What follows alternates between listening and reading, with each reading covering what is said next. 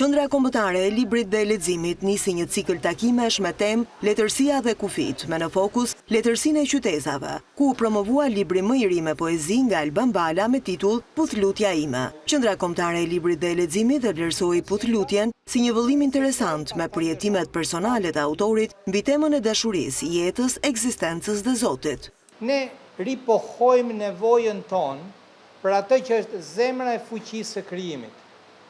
Zemra e fuqisë së krijimit është dashuria.